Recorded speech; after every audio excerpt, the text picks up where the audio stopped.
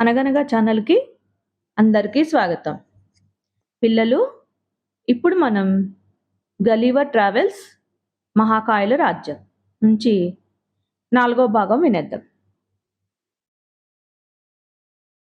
ఈ దేశంలో నాలాంటి చిన్న మనుషులు జీవించడం చాలా కష్టం. రాణి ఆదరణ, గ్లమ్దాల్ క్లిచ్ సంరక్షణ వలన రోజులు వెళ్లదీస్తున్నాను.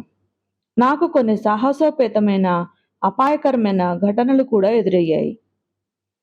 ఉద్యానవనంలో తిరుగుతుండగా మొరగొజ్జు కూడా మా వెనక వచ్చాడు. నేనొక యాపిల్ చెట్టు కింద కూర్చున్నాను. ఈ ఎత్తైన చెట్టు ముందు నువ్వే పాటి, ఎంతో పొట్టి గదా అని అతన్ని వెక్కిరించాను. కోపంతో మరుగుజ్జు చెట్టు కొమ్మను ఊపాడు. 1 డజను యాపిల్ పళ్ళు నా పైన పడ్డాయి. వాని సైజు మన దేశంలో బ్రిస్టల్ తుపాకీని దాచే పెట్టెతో పోలిస్తే వానికన్నా పెద్దవి. నా చెవికి రాపిడై పుండుపడింది. వీపు మీద ఒక పండు పడి నొప్పి చేసింది. ఒకసారి మెత్తని పచ్చికపై కూర్చుండబెట్టి గ్లమ్దాల్ క్లిచ్ పరిసరాలు చూడ్డానికి వెళ్ళింది. ఇంతలో ఈదురుగాలులు వీచాయి. నేను కిందకి దొర్లిపోయాను.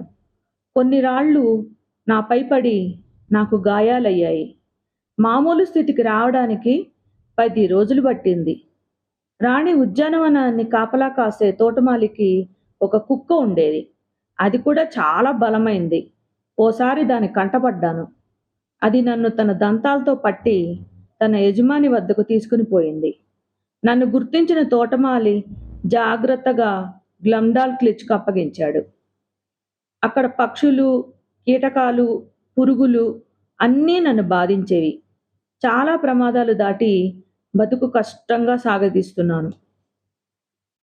రాణికి నౌకాయానం అంటే చాలా ప్రీతి. నావికునిగా నా అనుభవాలను అడిగింది. నా సాహసయాత్రల విశేషాలు చెప్పాను. మహారాణి, ఈ దేశంలో మీవన్నీ పెద్ద పెద్ద నౌకలు. నేను తెడ్డు వేసి నడపలేను అన్నాను. నాపై అభిమానంతో నా కోసం ఒక చిన్న పడవ తయారు చేయించింది. ఆ పడవ ప్రయాణం నాకు ఎంతో సంతోషకారణం. రాణి, ఆమె బంధువులు నన్ను పడవలో చూసి వినోదం పొందేవారు. ఒకసారి ఒక కప్ప సడన్గా నా పడవలోకి వచ్చింది. దాని బరువుకు పడవ వంగిపోయింది.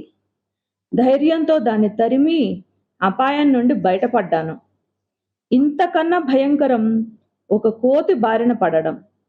గ్లమ్దాల్ క్లిచ్ ఒకరోజు ముఖ్యమైన పనిపై బయటికి వెళ్తూ నన్ను కిటికీలో ఉంచి వెళ్ళింది. చల్లని గాలి వీస్తుంటే ఆహ్లాదంగా పరిసరాలు చూస్తూ కూర్చున్నాను. ఇంతలో ఒక కోతి ఉన్నట్టుండి కిటికీ దగ్గరకు గెంతి వచ్చి నన్ను తీసుకుపోయింది. చిత్రంగా కనబడ్డాను గదా! నన్ను అటూ ఇటూ ముందు కాళ్ళ మీద పెట్టి పరిశీలించింది. ఇంటి పైకప్పు మీదకు తీసుకుపోయింది. తన బిడ్డను లాలించినట్లు నన్ను ప్రేమతో చూసి నాకు నోట్లో ఆహారం పెడుతుంది.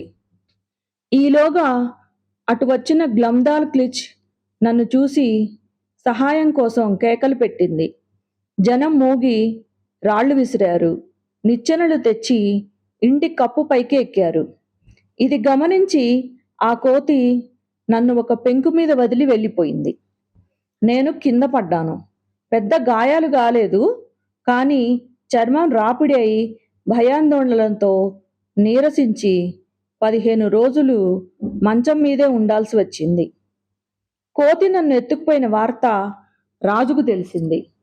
అది తన పాదాల మధ్య బంధించినప్పుడు నొప్పి కలిగిందా? ఇదే సంఘటన మీ యూరప్లో వస్తే ఏం చేసేవాడివి అన్నాడు. రాజా, మా ఖండంలో కోతులు లేవు.